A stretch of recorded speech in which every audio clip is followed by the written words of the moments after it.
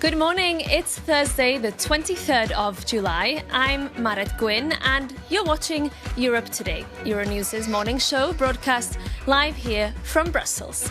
Coming up today, US Secretary of State Marco Rubio has said he will discuss the war in Ukraine with the Russian Foreign Minister Sergey Lavrov when they meet in the Philippines later today. US brokered talks between Kyiv and Moscow have stalled, but Rubio says there may be, quote, new conditions to bring both sides back to the table. We'll bring you more details. In other news, the European Commission has said it is preparing to accept new US tariffs in the coming days as long as they do not exceed the 15% cap agreed under the EU-US trade deal sealed a year ago. Trump is expected to announce fresh levies on goods allegedly made with forced labor. And the US has signed a landmark nuclear deal with Saudi Arabia, expected to allow the Gulf country to develop its own civilian nuclear program. The US Energy Department has described the deal as a peaceful cooperation agreement that will benefit American companies. But we start this morning in Latvia. Andris Kulbergs became the Baltic country's prime minister in May after the previous coalition government collapsed over its handling of stray drones. Latvia is, of course, one of NATO's frontline states bordering Russia on Europe's eastern flank and plays a leading role in supporting Ukraine. And Prime Minister Andris Kulbergs joins us live now from Riga. Prime Minister, good morning. Really good to have you with us on the show. Good morning, Brussels. Yesterday, your armed forces in Latvia fired a warning shot and used tear gas to prevent migrants from crossing from Belarus. Do you believe, Prime Minister, that Minsk and Moscow are instrumentalizing these migrants in order to destabilize your country? I do not believe. I am sure. This happens since 2021. We're being tested, not just us. This moment, it is us. It is any given moment, it is our neighbors, Lithuania, Estonia, Finland, or Poland. Any of us are tested. This is a hybrid threat. This is a war threat. That's what Russia does. This is for sure because we can see that it is not just asylum seekers, what somebody might think of. They are really men, 18 to 25, with criminal past, with all given visas from Belarus. This is all organized from the top level of Russian mob as well. So this is an organized threat towards us to find a weak link. And we all have to do all the measures, take all the measures to prevent that. And why, Prime Minister, do you think that this is intensifying now? Why is Putin deciding to target Latvia in this hybrid war at this moment? Because he's losing in Ukraine. Simple. He needs to take attention somewhere else and have this action. Prime Minister, I want to move on to talk about drones because the previous government there in Latvia collapsed amid criticism over its handling of incursions. What are you and your government doing differently to ensure Latvia is better prepared and protected against this threat? We're not simple. We're talking the truth. We're not giving any anticipations which cannot be met. We immediately have, I appointed the defense minister, professional, not just from Latvia, but from the field in Ukraine, who has clear knowledge, clear experience of warfare, what is happening in Ukraine. So getting the best of the best solution for us. So we signed a drone deal with Zelensky. This gives us access to the Ukrainian know-how and implement the umbrella for our skies in the best possible way. Do you think that the EU more broadly is moving quick enough on this? Because we know that this is a threat across the eastern flank. We know that the European Commission here are talking about a drone wall. Are you confident that those European initiatives will also work? They will work, but they have to be much faster in speed. You pointed it out really correctly. We are not up to speed. We are not just Latvia. We're investing 5%, above 5, actually 6% in our defense, clear defense, not some buildings, real defense. But that is even not enough for the outside of European border, so eastern flank. We're defending all Europe, not just Latvia. So this is a matter which has to be whole Europe's matter for the defense. And this is an important point where we all have to be united. And Prime Minister, when it comes to supporting Ukraine, obviously squeezing Moscow's war chest is very important.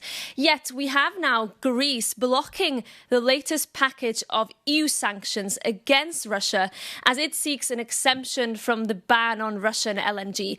Does that frustrate you? Well, I've been quite vocal about it also on my speeches in our closed loop as well of the leaders. We have to understand what is the purpose of the sanctions, why we are doing that, why are we supporting Ukraine? This is number one question prior to anything else. Do we want Ukraine to win? Do we want to support Ukraine so that the bully gets its peace? Or what do we want? Or we want to earn money? So there's a choice. It's not both. So the sanctions has to be implemented. But above all, the best sanctions, what work today, are the long-range Ukrainian sanctions deep into Russian heart, which is gas infrastructure, petrol station infrastructure. That is the biggest pride what Russia has. That's their only asset, is selling gas. Now the pump versus propaganda, Putin's propaganda is working because the pump is winning. The pump where people cannot put their gas in their cars. That is the deepest sanction and a deepest signal to the whole society. The latest sanctions package was also meant to include a full EU entry ban on Russian soldiers. Are you disappointed that this has been watered down in these negotiations? I am because, well, first of all, this is sanction package 21. We should have done it in the first year, not in the fifth year. We're waiting, we're doing all that. Let's see how it works. No, if we want to win, we have to give it. Where was it? Remember, what happened in the first year? We said, oh no, don't shoot over the border. It's going to cause a chaos. It's going to cause... No. What happened? Nothing much has happened. But the escalation, so many Ukrainians had to die just because we did not take the decision timely enough. So I think it's in all our interests just to finally unite, push it through, and give the Ukrainians the momentum to use the momentum what they have now. OK, Prime Minister Andris Kulbergs, that's all we have time for, I'm afraid. But thank you so much for joining us, and we hope to see you again soon on Europe Today. Now we're moving on. The annual NATO summit earlier this month was hailed as a step towards a more balanced US-European relationship. It also reconfirmed Russia as an ongoing threat to the alliance. Today, US Secretary of State Marco Rubio is meeting Russian Foreign Minister Sergey Lavrov to discuss ending the war in Ukraine. This as the war on Iran shows no signs of subsiding. To discuss all of this, I'm glad that we can bring in our NATO correspondent, Shauna Murray, who is live for us from the NATO headquarters in Brussels. Good morning, Shauna. Great to see you. The Ankara summit earlier this month, I know you were there, proved quite a positive moment for Ukraine. Is there hope now that the US might do more to pressure Russia? Well, good morning, Marit. Indeed, it was a step towards Europe really stepping up, bringing the establishment of NATO 3.0 with a lot of procurement, 50 billion euros in procurement for European capabilities. At the same time, as you mentioned there, it was a good day for Ukraine in Ankara because the United States allowed the licensing and manufacturing of crucial Patriot defence systems. And today, Marco Rubio said he is meeting his counterpart, Sergey Lavrov. The jury's out as to whether this means that it's a definitive moment, because we heard also Marco Rubio saying that he won't be putting too much pressure on Lavrov. Lavrov also saying he's going to question Marco Rubio. Comments by US President Donald Trump, who said that the war in Ukraine is coming closer to an end. So to discuss this, I'm joined by Colonel Martin O'Donnell, who's a senior advisor to the Supreme Allied Commander of the European Forces here at NATO. Martin, That meeting today with Marco Rubio and Sergey Lavrov, do you hope something will come out of it because of what we've seen in terms of the signs of Ukraine doing much better on the battlefield and Russia really on the back foot? Well, I think Secretary Rubio has said the meeting will comprise of a number of different things. We'll see what comes out of it in terms of peace. Of course, we all hope for and really want to see peace in Ukraine. The important thing to note, though, is until that point comes, NATO will continue to support Ukraine. Yeah, but do you think that it's possible because of that, a signal that that Donald Trump gave the Ukrainians that they can manufacture and license Patriot defense missiles, that the United States is sort of a bit annoyed that Putin has not in any meaningful way come to the table when it comes to peace, and maybe the US is giving a little bit more support to Ukraine than we've seen so far in the past couple of years? Yeah, I mean, President Trump has been pretty clear. He wants to bring about a peaceful end to that, to stop all of the killing. So then you see responses like you just described, and I think those are very, very positive movements towards peace. On the Iran issue, because we know that the war there has started apace, and in fact it was at the NATO summit that Donald Trump decided that the memorandum of understanding was no more. That's not a good sign for NATO, because we know that Donald Trump was outraged that allies didn't support him in the initial days of the war. What do you think allies can do in defending the United States if they want to, and also the reopening of the Strait of Hormuz, because that's what everyone's very concerned about? Yes, I think it's not a good thing for anyone, right, that this is going on. That Iran has said, "Hey, we'll control the Strait of Hormuz." All the allies agreed at the NATO summit that you talked about that the Strait of Hormuz must remain free, and free it will. And if NATO can play a role, we've said time and time again, we will. A lot of nations, bilaterally, multilaterally, have sent ships already to the region.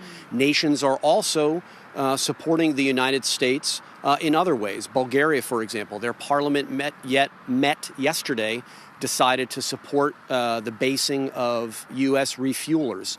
That was followed by a statement from a U.S. European command saying that they will support Bulgaria with United States assets in the region if anybody thinks that they can threaten the United States or NATO. So these are strong reactions. They are indeed, but the Iranians have responded to that and said that might bring Bulgaria as a party to the conflict. So there is a threat that this war in Iran could explode even further.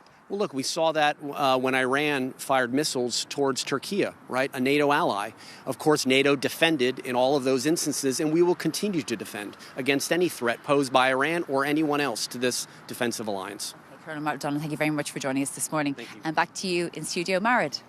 Shauna, thank you so much, and thank you also to your guest there.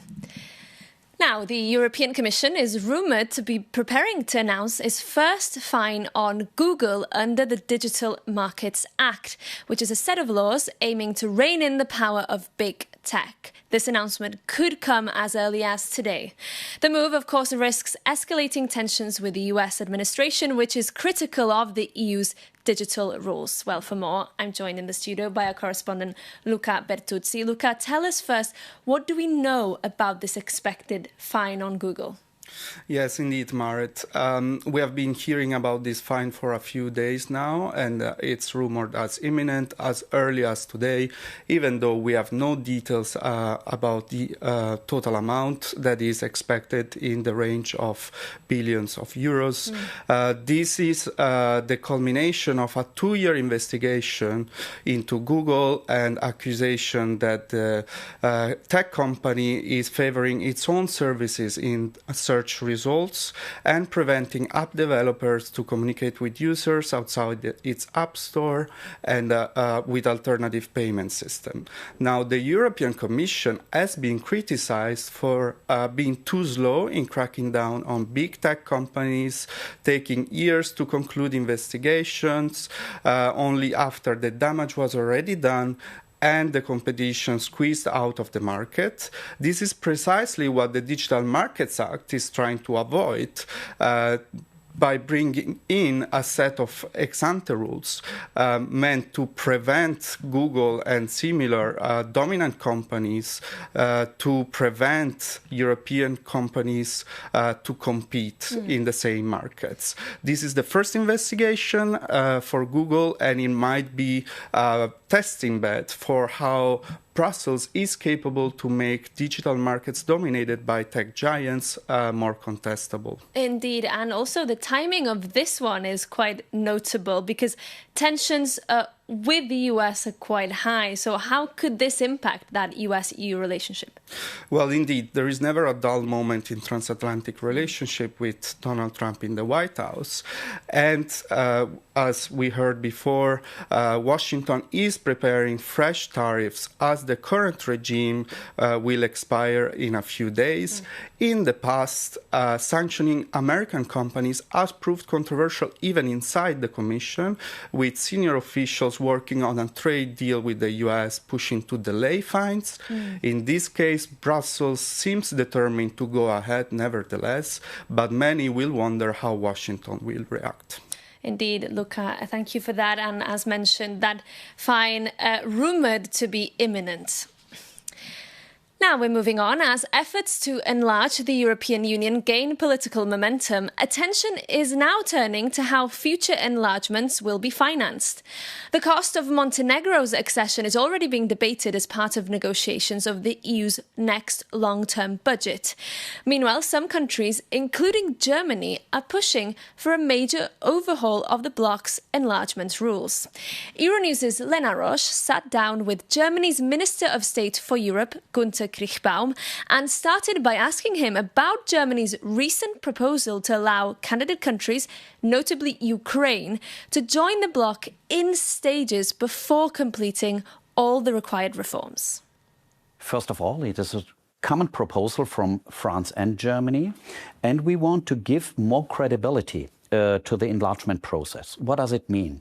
At the moment, we are negotiating with all these countries since a couple of years. More than 10 years. So ordinary people, they lose the faith. That means, they think this European Union, in reality, they don't want us. So giving back more credibility means to organize it step by step by step, not like a high-jumping competition like it was done in the years, all the years before, because it is not helpful. When I talk about a high-jumping competition, that means the bear is laying on 1.50 meters. But in reality, this acquis communautaire, which is symbolizing this bear, is not any longer like in former times on 1.50 meters, but on 2 meters, because the whole acquis communautaire changed. And this means it is more complicated for these concerned states to jump over it. In reality, it means to organize it step by step by step, not to substitute a full membership, but it is the case that we have to find a better approach and a better way to achieve it. And this is now why they propose this gradual integration. And this is important because after each step, ordinary people and citizens, they will recognize an added value. So this is important and means to find here association membership, with a membership in the Council, with a membership in the European Parliament, with a status as an observer, and so they can join. And at the same moment, we are giving a message also to other countries like Russia, like China. These states belong to us, to the European Union. And what about the costs of the EU enlargement? Can the EU net contributors even afford this anymore? Well, all this will be managed in the multi-annual financial framework. So we have a budget in the European Union, and for this purposes also the money which is inside this financial framework in this budget. So, of course, also in the future it will be guaranteed. That was Euronews' Lena Roche speaking to the German Minister of State for Europe, Günther Kirchbaum, in Berlin. And that brings today's programme to a close. Thank you so much for your company again this morning. Remember, we also want to hear from you. Send us your feedback to europetoday@euronews.com. And in the meantime, take care and see you tomorrow.